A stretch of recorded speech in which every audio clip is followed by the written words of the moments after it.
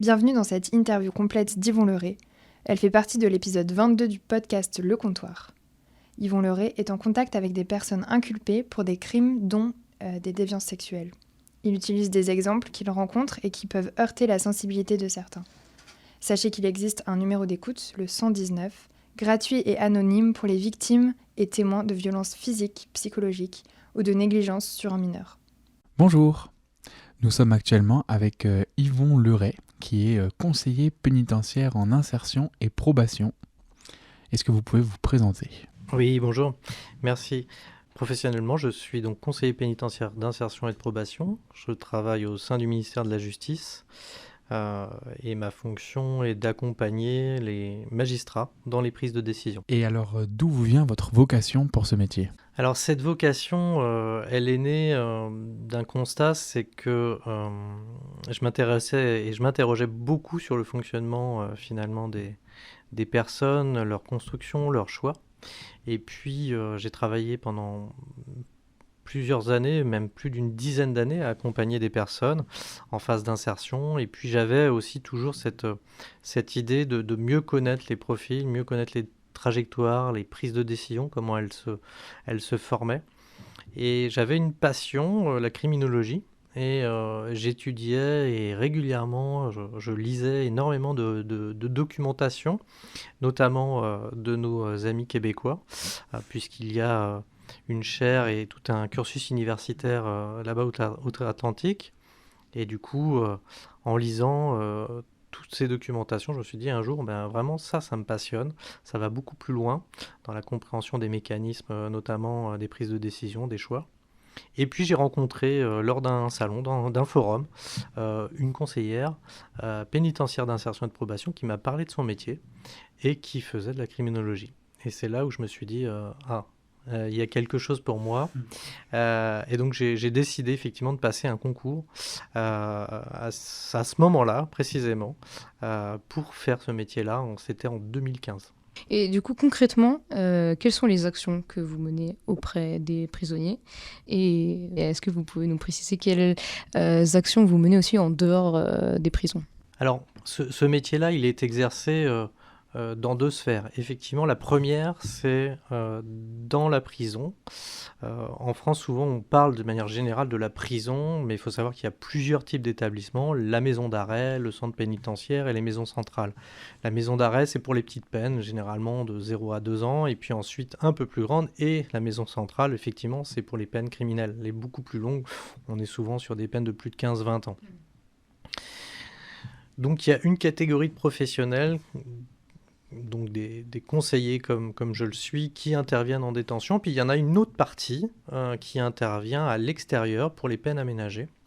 Moi, je travaille de temps en temps en détention, mais surtout et principalement à l'extérieur, à proximité d'un tribunal judiciaire. Dans la manière dont on prend en charge les personnes, elles nous sont orientées par un magistrat. On travaille uniquement sous mandat judiciaire, c'est-à-dire qu'on a une délégation entre guillemets du pouvoir judiciaire pour prendre en charge ces personnes-là. Et puis on a deux types d'actions, soit on les prend en charge de manière individuelle, soit de manière collective. Tout ce travail-là est un travail qui est très très minutieux, très construit, parce qu'il y a une phase d'accueil, de diagnostic, de voir la situation, qu'elle soit sociale, qu'elle soit, on va dire, économique, dans toutes les dimensions de la vie familiale, mais aussi judiciaire. Et puis, un des principaux objectifs, c'est quand même d'expliquer la mesure judiciaire et de travailler sur le sens de la peine. Et puis, amener la personne justement à questionner, à faire un travail introspectif pour l'amener à évoluer dans ses positionnements, dans ce qui pose problème en fait. Pourquoi il y a eu cette rencontre avec la justice ? Est-ce que c'est en lien avec un acte de délinquance ou est-ce que c'est un acte criminel ou autre ? Concrètement, juste pour bien comprendre, est-ce que chaque prisonnier est en lien avec un conseiller ? Et comment se passent vraiment les rencontres ? Est-ce que c'est des discussions que vous avez avec eux ou dans quel contexte ça se passe ? Alors, il y a un principe qui fait, la loi est faite comme ça, puisque c'est un métier extrêmement réglementé. Il y a la loi pénitentiaire de 2009 qui réglemente finalement le fonctionnement et l'attribution effectivement aussi d'un CEPIP pour toute personne détenue ou pour toute personne qui est sous main de justice. L'accompagnement se veut individuel et personnalisé, c'est-à-dire qu'il est calibré en fonction de la réalité de la personne.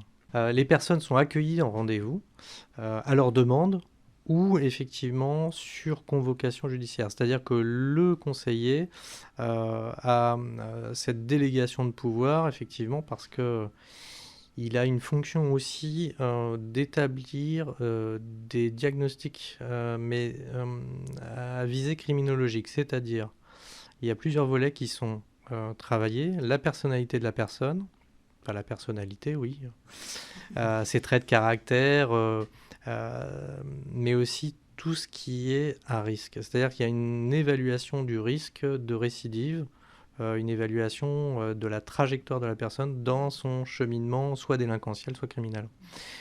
Et de là, on fait des préconisations pour limiter les risques ou pour enrayer les trajectoires criminelles ou délinquentielles. Et selon vous et selon votre expérience professionnelle aussi, est-ce que c'est plus facile de changer quand on est au pied du mur ? Et quels sont les facteurs qui poussent au changement dans une vie ? Oui, l'expression, elle tombe à pic, effectivement, quand on est au pied du mur, surtout quand on est incarcéré. Alors, la question, elle est intéressante, mais la réponse est très complexe. Dans nos vies, de manière ordinaire, est-ce qu'un événement peut produire systématiquement un changement ? Oui et non. Ça dépend de notre volonté à vouloir changer des choses. J'ai tendance, et je le crois avec les années d'accompagnement des personnes, c'est que personne ne peut changer personne si nous ne l'avons pas décidé déjà nous-mêmes. Notre volonté est plutôt d'appréhender les personnes là où elles en sont, dans leur parcours de vie, sans être jugeant. Alors ça, c'est quelque chose qu'on apprend. Ne pas être jugeant, ne pas accompagner une personne sur une représentation. Ce métier-là, en fait, s'exerce après 2 années de formation et après un cursus. Bien souvent, les gens ont régulièrement, enfin, dans la majeure partie du temps, des bagages, on va dire, en droit, entre la licence et le master de droit, mais ce qu'on apprend, c'est d'accueillir la personne dans ce qu'elle est et ne pas la réduire à un acte. C'est le plus important, sinon en fait on est dans l'incapacité d'accompagner les personnes. Je donne un exemple, si je vois la personne que je ne vois que son acte, par exemple son crime, ou le fait qu'elle a commis des actes de pédophilie, ou qu'elle a commis effectivement un viol sur une femme, ou plusieurs, enfin peu importe, mais la grande difficulté de manière ordinaire pour la société, c'est de pouvoir accueillir une personne qui a commis des choses impensables et des atrocités. Donc ça nous demande de manière permanente à nous-mêmes nous interroger sur qui on a face à nous et qu'est-ce qu'on veut faire avec ces personnes. Ce qu'on veut faire, c'est qu'elles ont déjà été jugées par l'autorité judiciaire. Et nous, il nous appartient justement de veiller à une réinsertion dans le corps social en sécurisant effectivement la société civile parce qu'il y a des enjeux de sécurité. Justement, on ne sait pas trop en fait comment la prison peut être vécue par les prisonniers eux-mêmes. Dans quelle mesure cette peine qu'ils ont reçue, le fait qu'ils soient mis à l'écart, qu'ils soient confinés dans un endroit clos, dans quelle mesure ça les change eux et ça peut avoir une influence plus ou moins positive ou négative sur leur vie. Aujourd'hui, là, nous sommes à une époque où le système carcéral en France, c'est à peu près 85 000 personnes incarcérées, détenues, et il faut savoir qu'il y en a à peu près 170 000 qui ont aussi des condamnations, mais on va dire alternatives à l'incarcération. Toutes les personnes qui sont détenues, il y a plusieurs effets. Quand on reçoit la condamnation pour la première fois, quelqu'un par exemple va être dans une situation peut-être qui va être là pour des faits de détention de stupéfiants ou pour un vol, va être condamné et va faire sa première entrée en détention. Il y a ce qu'on appelle le choc carcéral, qui est une réalité, qui est extrêmement violent parce que vous êtes coupé de tout. Et puis vous êtes basculé dans un autre monde, le monde de la prison. Pour certains, dès la première détention, ça va avoir un effet répulsif en se disant « je ne veux plus revenir ». Donc effectivement, ça a un effet pour un certain nombre d'entre eux. Après, pour d'autres, et en fonction des milieux, ça peut être considéré comme un rite initiatique, la prison, et malheureusement, ça n'a pas forcément l'effet escompté.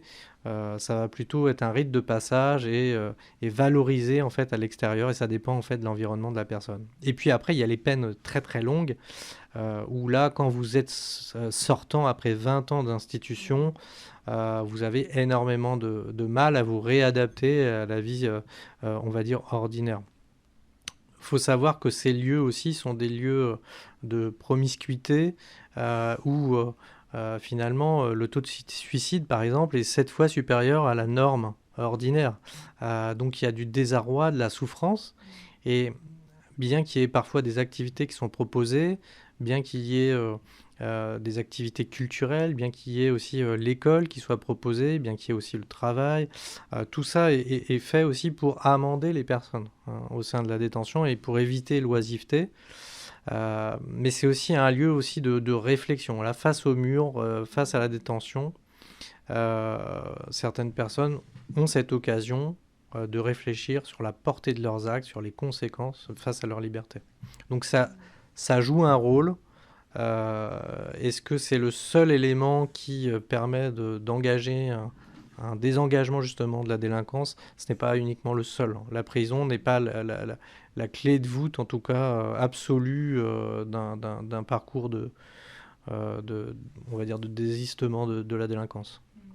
Et justement, on entend souvent dans la presse parler des récidivistes ou de ceux qui vont retomber dans leurs crimes, dans leurs délits. Parce que voilà, la presse a plus proportion à parler des choses qui vont mal que des choses qui vont bien.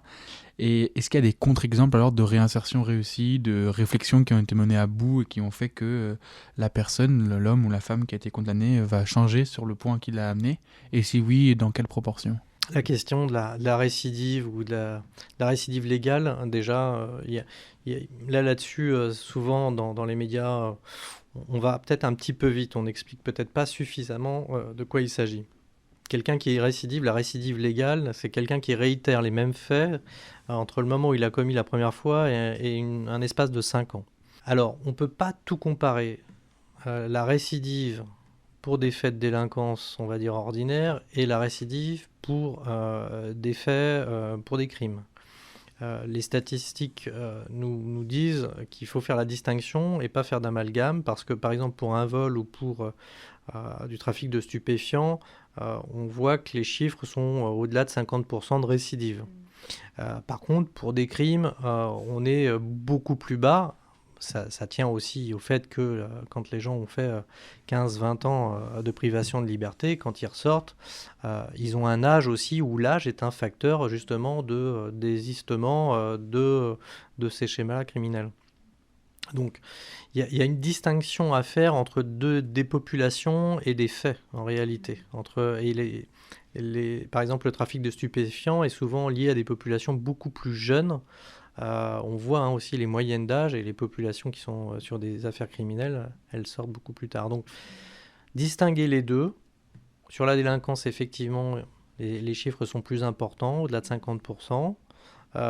Et sur les faits criminels, c'est de l'ordre je ne voudrais pas dire de bêtises, mais me semble-t-il, c'est inférieur à 30%. Et donc, est-ce qu'il y a des personnes, même par exemple pour des délits, qui ont eu le temps de réfléchir suite à cette privation de liberté et donc ont une réinsertion qu'on pourrait qualifier plutôt de réussie?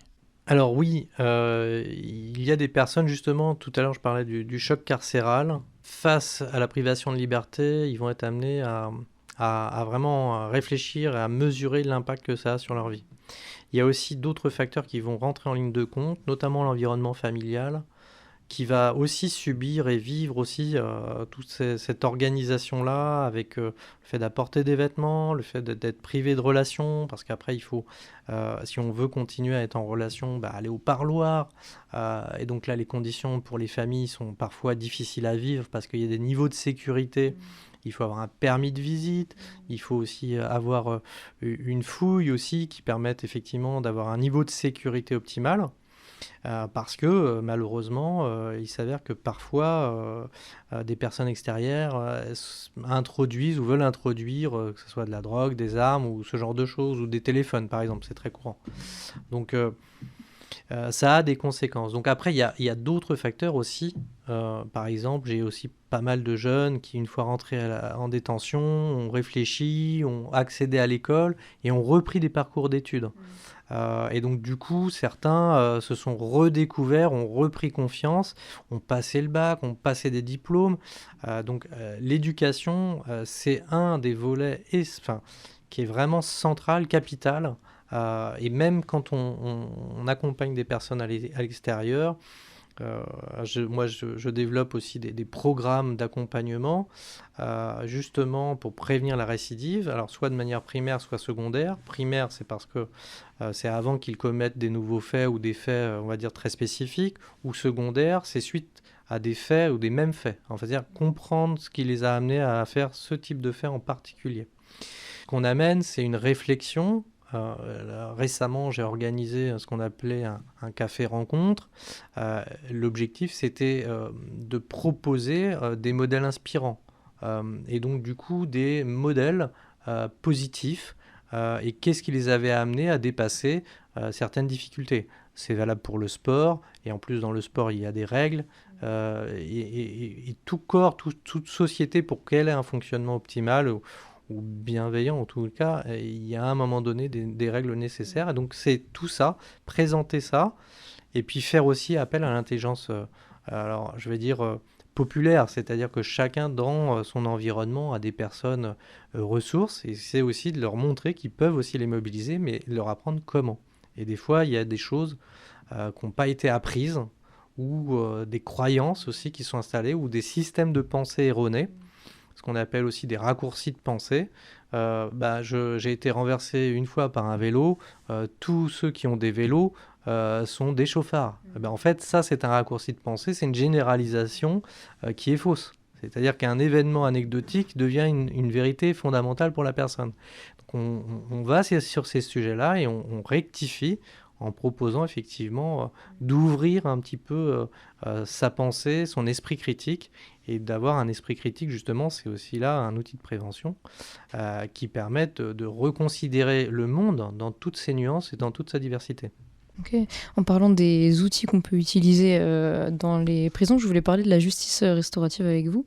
Le grand public a entendu parler de cette méthode, la justice restaurative, à travers un film qui est sorti en 2023, qui s'appelle « Je verrai toujours vos visages ».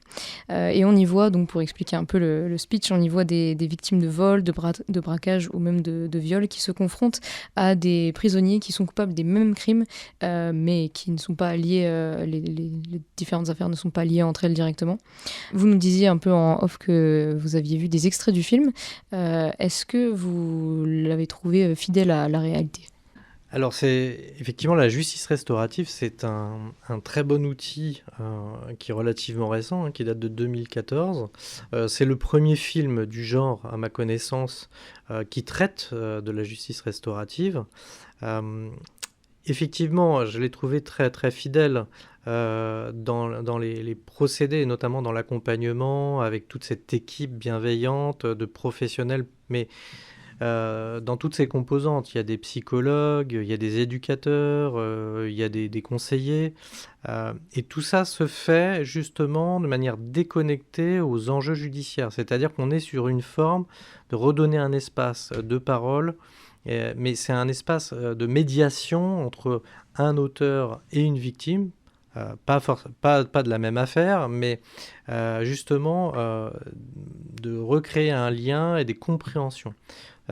Souvent les victimes sont demandeuses effectivement de savoir mais qu'est-ce qui s'est joué, peut-être pour se réapproprier, pour reprendre aussi un peu le contrôle sur cette histoire et avoir finalement aussi une forme de dénouement.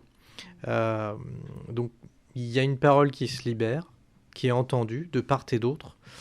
Et souvent ce qu'on entend aussi d'auteurs qui pourtant n'est pas concerné par cette affaire, c'est de dire « j'ai pris conscience en entendant la victime, cette victime, des conséquences. » Et finalement, cette conscientisation contribue à une responsabilisation face à la situation. Et ça, c'est essentiel parce qu'on s'aperçoit aussi que dans beaucoup de situations, on a des auteurs qui, comme ils n'entendent plus la victime, ils font abstraction de la victime. C'est-à-dire qu'ils se sentent dégagés de la responsabilité. Alors, ils disent avoir payé au niveau de la société, mais on sent qu'il y a un moment donné, alors en psychologie on dirait la négation de la victime, et c'est-à-dire que la place de la victime, à un moment donné, elle n'est pas forcément toujours évidente.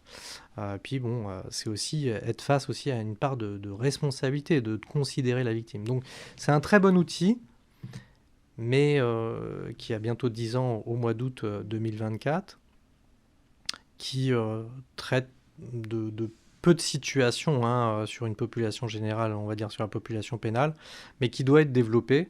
Et il y aurait encore bien d'autres initiatives. Alors il y a des rendez-vous auteurs-victimes, il y a des cercles de soutien. Enfin, la justice restaurative, il y a un package d'outils à l'intérieur, mais très intéressant. Et justement, à la fin du film, il y a cette citation.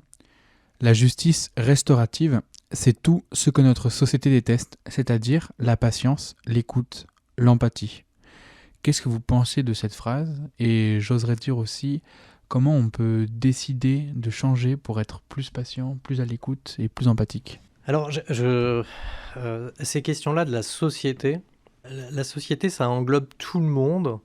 C'est un peu le on m'a dit, quelque part. Est-ce que la société a des difficultés avec cette question de justice restaurative? Parce qu'effectivement, il faudrait avoir de la patience, il faudrait avoir une écoute. Ces initiatives-là, par exemple, de justice restaurative, beaucoup sont portées par la société civile, par des associations. Par des gens qui sentent que la société civile a sa part à faire avec, effectivement, l'autorité judiciaire. Tout ça pose une question aussi, mais finalement, dans nos prises de position au niveau des autorités, je dirais plus politiques, bien souvent, la réponse ultime, c'est la prison. On n'entend jamais parler des mesures alternatives à l'incarcération. J'ai regardé encore récemment tous les titres des grands médias. Ça parlait de la surpopulation des détentions. Oui, 85 000, on est à plus de 120% d'occupation, mais en réalité, il y en a encore 170 000 qui sont suivis dans des mesures alternatives. Donc, c'est curieux, il n'y a qu'un chiffre qui sort, c'est le chiffre de la détention. Ça veut dire une chose, tel que moi je le comprends, c'est que la prison reste l'outil ultime de sanction dans l'idée peut-être populaire, ou tout moins au niveau des médias. C'est vraiment dommage, parce qu'on exclut toute une partie. Et dans l'imaginaire collectif, ça veut dire aussi qu'on exclut d'autres réponses éducatives. Donc, moi, je crois qu'il y a une nécessité à se poser des questions à différents niveaux, comme l'a fait en son temps Robert Badinter sur l'abolition de la peine de mort. Ça date un peu, c'était 81. Moi, à l'époque, je marchais à peine, mais déjà vous étiez né. Voilà, mais voilà, non, il y a des vrais sujets. Je crois qu'en fait, la société, elle peut se poser des questions, mais les autorités ont le devoir de manifester un courage pour faire évoluer la question. Il y a un plan de 15 000 places de détention là, qui va se déployer dans les créations de détention. J'aimerais qu'on ait ce même élan sur toutes les autres réponses éducatives. Moi, je crois qu'on a encore à travailler sur les alternatives à l'incarcération. D'autres pays européens ferment les détentions. Bon, on a l'habitude de dire que la France a une singularité. Ça serait bien qu'elle travaille aussi sur des singularités pour faire ou alors de la prévention primaire, ou alors pour traiter différemment les questions, on va dire, de réponse pénale. En plus, avec un exercice de simplification, parce qu'on a énormément de mesures judiciaires aujourd'hui qui n'est pas forcément facile non plus à comprendre. Toujours sur la justice restaurative, elle est vue comme visant à rétablir le lien social et à prévenir au mieux de la récidive. Pour la mise en œuvre d'un changement, comment permettre aux gens de l'extérieur, entre guillemets, de croire au changement d'une personne qui a été condamnée? Alors ça pose la question, mais est-ce que toute personne est capable de changer? Alors, on fait ce métier de conseiller parce qu'on le croit fondamentalement, que toute personne est en capacité de changer. Avec justement des outils, un accompagnement, avec une réflexion. Mais encore une fois, c'est là aussi où on ne peut pas être naïf. C'est-à-dire qu'il y a des situations qui sont extrêmement complexes, qui sont liées effectivement à des situations de santé mentale, pour lequel effectivement il faut qu'il y ait des prises en charge par des psychiatres. Il y a aussi des obligations de soins qui sont effectivement prononcées par les magistrats. Il y a aussi cette question de ces petites habitudes. En fait, ce qui se passe, c'est que pour changer, et dans la population générale, si vous écoutez à chaque fin de saison, l'été, les gens disent à la rentrée, il faut qu'il y ait du changement. Là, on est en fin d'année, au mois de janvier, il y aura les vœux et les gens vont dire 2024, je veux du changement dans ma vie. Les fameuses résolutions. Les résolutions, effectivement. Mais quand il y a des résolutions dans la vie de quelqu'un, combien se donnent vraiment les moyens de passer à l'action? En réalité, les gens veulent du changement sans changer eux-mêmes. Et ça, c'est le propre, je dirais, de toute personne. Alors, qu'est-ce qui amène des fois des changements? J'ai des exemples en tête, par exemple des profils qui étaient dans la toxicomanie, le vol et tout. Au début, vers les 18-25 ans, pas de problème. Et puis, au fur et à mesure, les effets des toxiques arrivent. Et entre 25 et 30 ans, une cohorte d'amis commence à décéder. Et le fait d'être confronté à des deuils successifs amène certains à réaliser finalement que c'est la suite logique de ce qui va se produire s'il n'y a pas un changement radical. Donc il y a des électrochocs comme ça. Ça peut être... alors parfois c'est la vie de famille, des fois c'est une union, des fois c'est une naissance.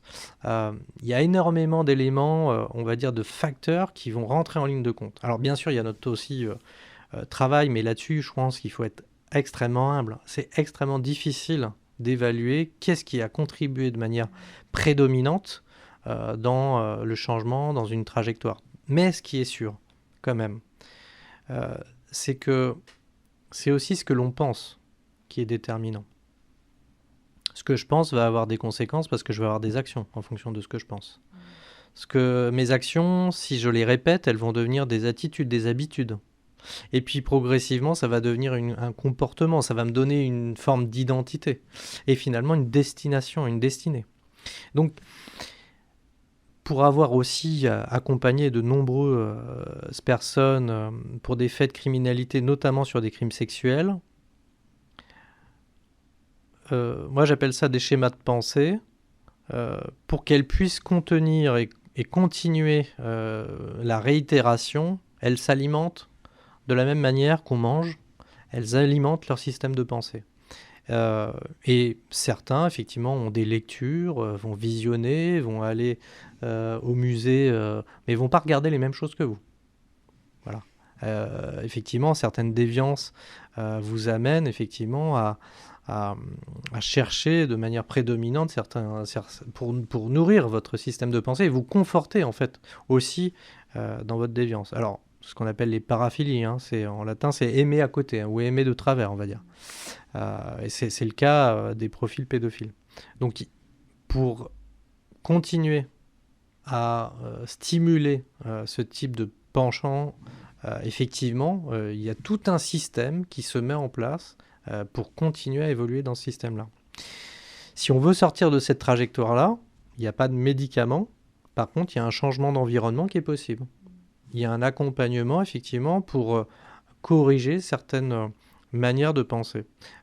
Et certaines fois, elles ont été forgées au regard de traumatismes. C'est extrêmement fréquent que les personnes ont déjà elles-mêmes subi et ont été victimes avant de passer auteur. C'est intéressant de parler de changement d'environnement puisque vous travaillez donc en lien avec des aumôniers et forcément avec des prisonniers. Et donc, je pense que vous avez déjà vu certains prisonniers se convertir. Et le cas échéant, c'est un sacré changement d'environnement, on pourrait dire. Quel changement cette foi qui décide de mettre en Dieu elle provoque chez eux, chez ces convertis. Alors j'ai un exemple. Alors effectivement, je travaille avec des aumôniers parce que j'ai sur un autre aspect effectivement la responsabilité et je suis président d'une commission qui travaille en lien avec les aumôniers pour le Conseil national des évangéliques de France. Et à ce titre-là, oui, j'ai de nombreux témoignages, notamment un qui m'a frappé.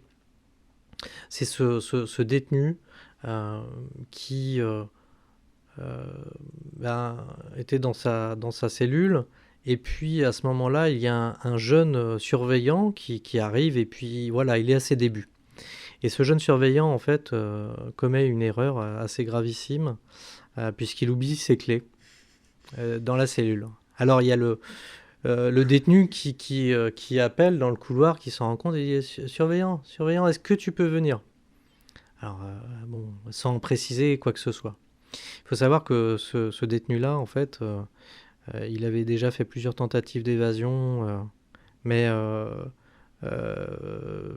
bon, là, il y avait quelque chose de différent. Alors, ce surveillant continue à faire sa tournée, puis à un moment donné, le détenu continuait à l'appeler. Donc, il va, le surveillant va à la cellule de ce détenu. Et le détenu lui dit, écoute, regarde ce que tu as laissé là. Et donc là, le surveillant voit que c'est les clés. Et il lui demande, mais pourquoi tu n'as pas pris les clés, tu n'as pas tenté de partir? Et il lui explique qu'en fait, récemment, il a rencontré le Christ et que son mode de vie avait complètement changé. Et que ce qu'il aurait fait avant, il aurait pris les clés, il lui a expliqué ce qu'il aurait fait avant, et il voyait tout à fait le scénario, il avait déjà fait ce type d'expérience en plus. Mais que là, non, son objectif c'est que il traduise justement cette réforme personnelle en lui, et comment ça se traduisait par une autre attitude, à la fois dans les paroles, à la fois dans la discrétion, parce que s'il avait signalé à un gradé, par exemple, ou à une autorité que le jeune professionnel avait oublié ses clés, il aurait été préjudiciable pour lui, pour la suite de sa carrière. Et là, on voit que cet homme, ce détenu, est devenu un autre ambassadeur. Il parle, il prêche, il incarne plus du tout les mêmes valeurs. Donc voilà un exemple. Et puis il y en a tant d'autres aussi, de femmes aussi incarcérées qui représentent quand même 3,6% de la population pénale. Elles sont moins importantes, mais elles existent et elles sont là.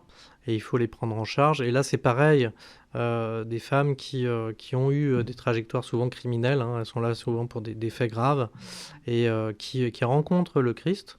Oui, et les aumôniers sont frappés par ces transformations.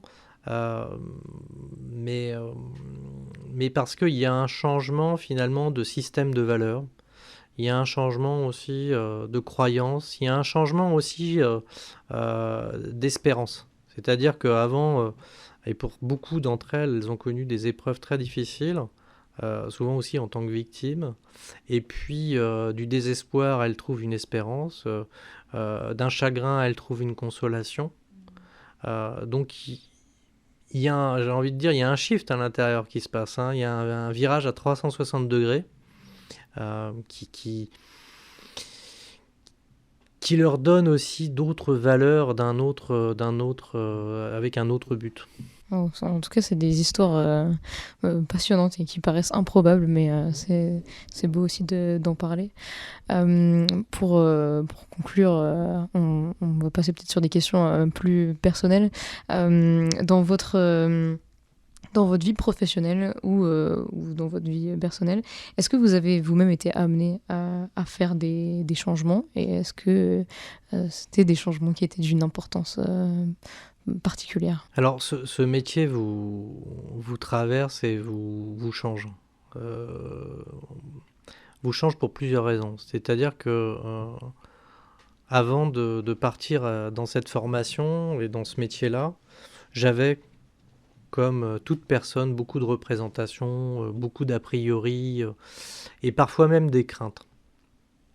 La formation m'a appris plusieurs choses. D'abord, de considérer autant les personnes que les faits. Considérer aussi le potentiel de chaque personne dans sa trajectoire de vie.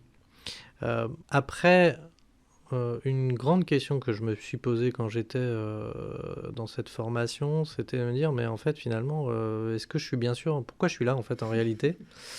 Et là, ma foi est intervenue, je me souviens très très bien. Et la réponse que j'ai eue à cette question, c'était oui, le Christ à la croix, avec les deux brigands qui étaient un à gauche et un à droite. Bien, l'un, effectivement, a reconnu pourquoi il était là et a reconnu aussi le Christ.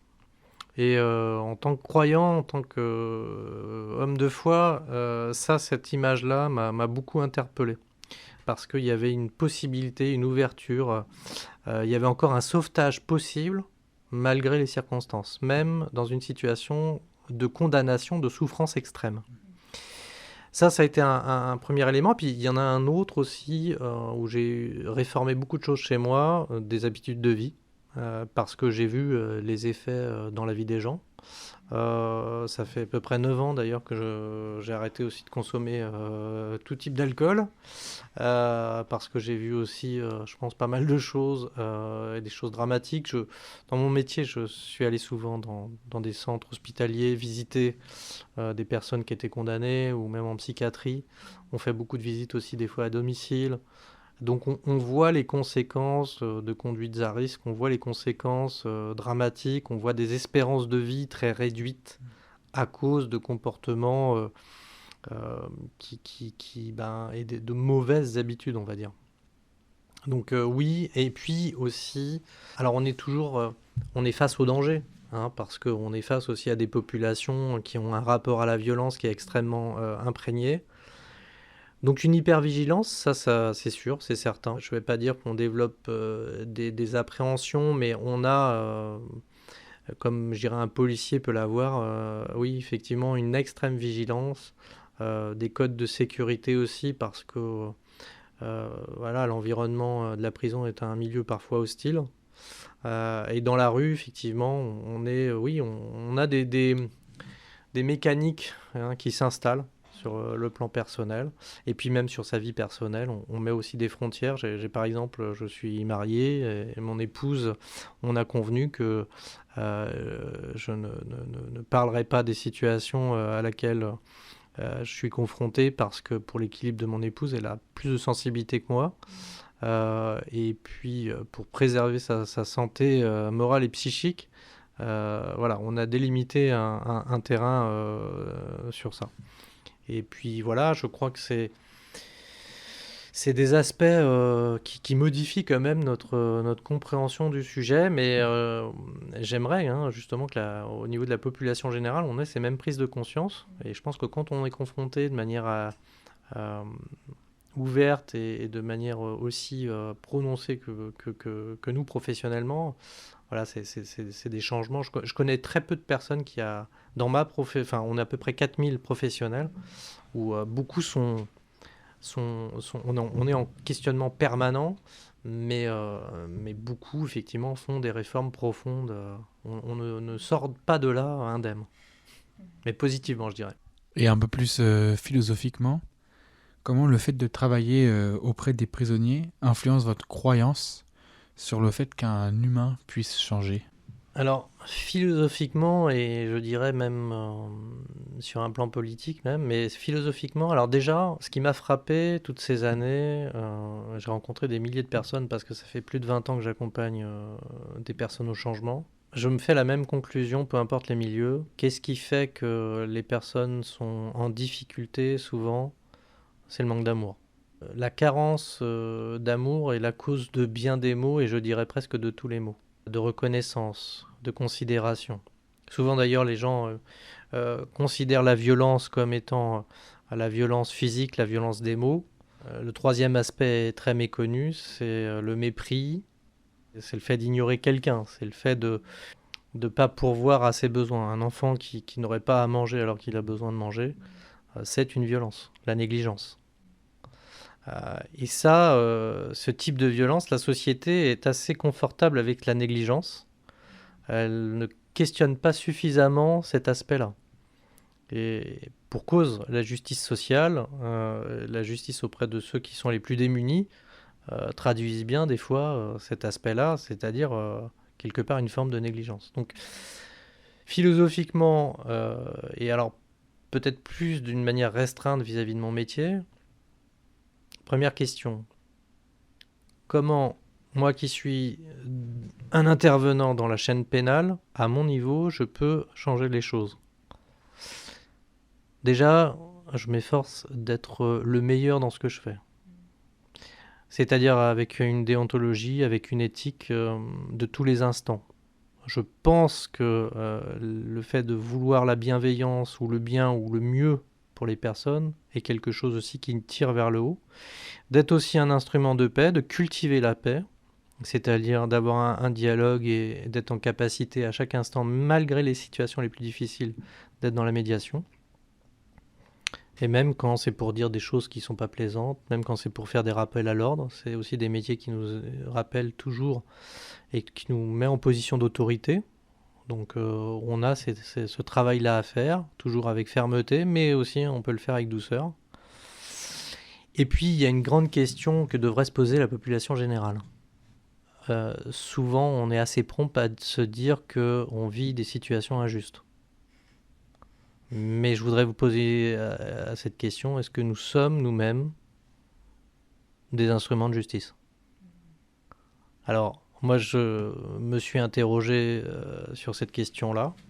Donc à mon niveau, au quotidien, là où je suis, j'essaie, et je m'y emploie, d'être un instrument de justice. D'être juste dans ce que je dis, dans ce que je fais, dans ce que je pense. Ça veut dire s'interroger, ne pas aller trop rapidement en besogne dans nos conclusions, dans nos jugements. Mais c'est un vrai exercice. Je dirais que la formation aujourd'hui, ni la société de manière générale, ne propose pas ce modèle-là. C'est-à-dire qu'on est prompt à demander aux autres la justice, mais la question, et la vraie question, c'est est-ce que toi-même, tu veux être un instrument de justice pour réduire les injustices? Et alors si tout le monde se pose cette question-là et devient et fait le premier pas d'être un instrument de justice, alors, collectivement, on a déjà une partie de la solution. Sommes-nous des instruments de justice? On va terminer avec cette question qui nous est posée, qui est ouverte. Merci beaucoup Yvon d'être passé au comptoir et d'avoir répondu à nos questions. Merci beaucoup, merci à vous. Merci d'avoir été là, merci aussi pour ces belles pistes de réflexion sur comment être un meilleur instrument de justice et comment choisir tous les jours d'être plus juste dans nos pensées, paroles, nos actes.